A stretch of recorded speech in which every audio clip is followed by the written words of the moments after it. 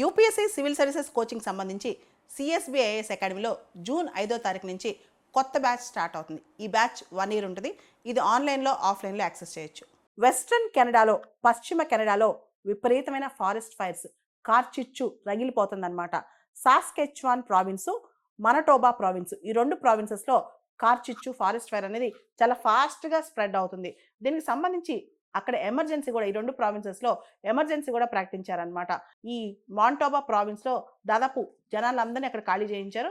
అదేవిధంగా సాస్కెచ్వాన్ ప్రావిన్స్ నుంచి కూడా చాలా మంది ఖాళీ చేయించారనమాట. దాదాపు అక్కడ కొన్ని లక్షల ఎకరాల్లో అక్కడ కార్చిచ్చు పూర్తి స్థాయిలో వ్యాపించి ఉందన్నమాట.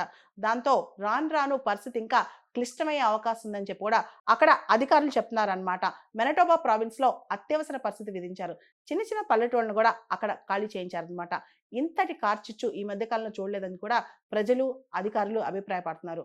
ప్రజలను తరలించేందుకు కెనడా ఎయిర్ ఫోర్స్ వాళ్ళు కూడా రంగంలోకి వచ్చారనమాట. ఈ ప్రావిన్స్లో దాదాపు కొన్ని లక్షల ఎకరాలు దగ్ధం అవుతున్నాయి. ముఖ్యంగా 2 ప్రావిన్సెస్లో బాగా దగ్ధం అవుతున్నాయి అనమాట. కెనడాలో ఆయిల్ రిజర్వ్స్, గ్యాస్ రిజర్వ్స్ కూడా చాలా ఎక్కువ అనమాట. ఈ టైంలో అక్కడ కార్చిచ్చు అనేది ఆ ప్రొడక్షన్ కూడా దెబ్బతీస్తుంది అనమాట. అసలు ఎందుకు ఇంత ఫారెస్ట్ ఫైర్స్, కార్చిచ్చు కెనడాలో వ్యాపిస్తుందంటే అక్కడ వార్మర్ టెంపరేచర్స్, యావరేజ్ టెంపరేచర్స్ కన్నా అక్కడ టెంపరేచర్స్ చాలా వార్మ్ అవుతుంది అనమాట. తర్వాత స్నో అనేది బాగా తగ్గుతుందంట అక్కడ. సాయిల్ మాయిశ్చర్ కూడా బాగా తగ్గుతుంది. నేలలో తేమ కూడా బాగా తగ్గుతుందంట. అంతేకాకుండా కరువు అనేది అక్కడ ఎక్కువగా కండిషన్స్ పెరిగిపోతున్నాయి. ప్రపంచవ్యాప్తంగా గ్లోబల్ వార్మింగ్ యావరేజ్ తీసుకుంటే రెట్టింపు రేట్లో కెనడాలో గ్లోబల్ వార్మింగ్ అవుతుంది. కెనడా పైన ఆర్టిక్ రీజన్లో అయితే దానికి 3 ఎక్కువగా గ్లోబల్ వార్మింగ్ అవుతుంది అనమాట. సో కాబట్టి కెనడా చాలా ఫాస్ట్గా వేడవుతుంది. దానికి అదే ప్రధానమైన కారణం ఈ కార్చిచ్చుకి. సైంటిస్టులు ఏమంటున్నారంటే ఈ గ్లోబల్ వార్మింగ్, క్లైమేట్ చేంజే ఈ ఫారెస్ట్ ఫైర్స్ కెనడాలో ఇలా స్ప్రెడ్ అవడానికి కారణం ఎక్కువగా అని చెప్పి చెప్తున్నారనమాట.